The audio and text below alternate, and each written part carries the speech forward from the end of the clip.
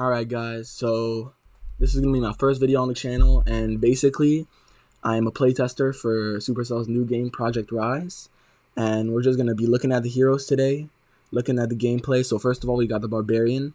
So he's a melee fighter with decent health. He has the highest health right now of the starting units.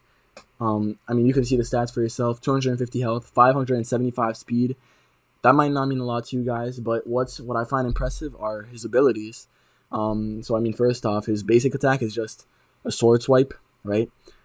He smashes the ground with his fist when you hold it, which is his heavy attack.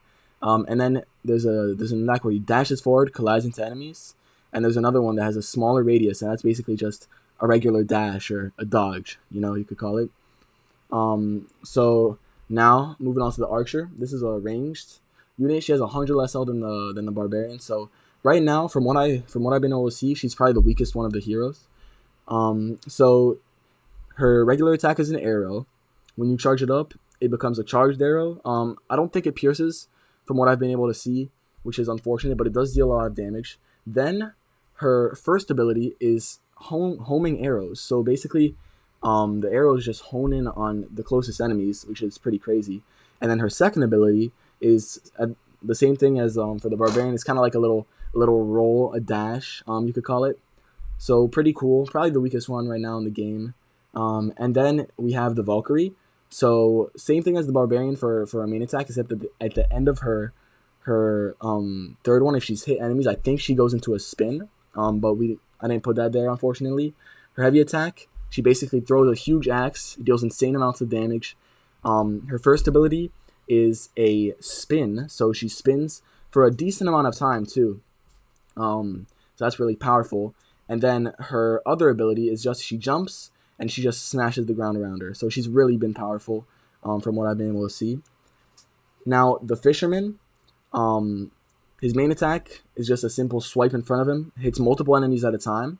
And his heavy attack, which I find really cool, is he basically spins his hook and he can hook an enemy in, or groups of enemies in. Now from there, his first ability is a wave, which he sends forward, which deals damage and pushes back enemies. And then his second ability is basically just him riding a wave, and it gives him increased movement speed.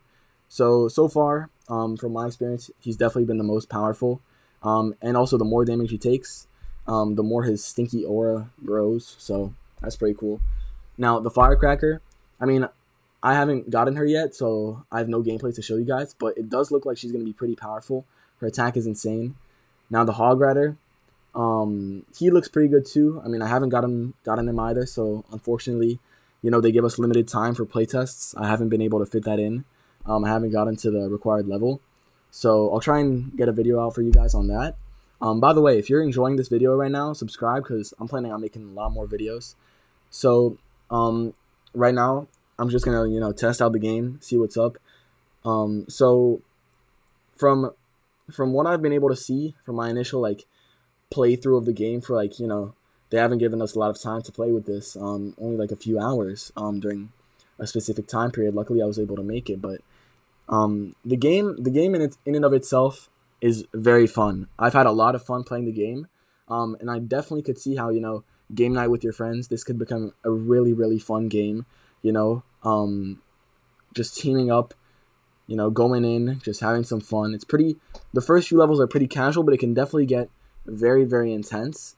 So right now you can see basically the UI of how the game works. You drag the icons and all that stuff. And at the top left, you can see the people in your team, their health, and the elixir. So elixir, basically, you'll see soon, once you get a certain amount of elixir, you level up. And what happens when you level up is that you basically get to pick an ability, which you'll see soon.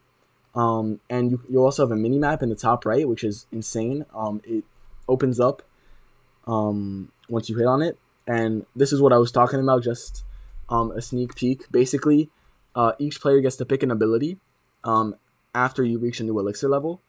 And, you have 3 different picks to choose from. Here you have a few examples.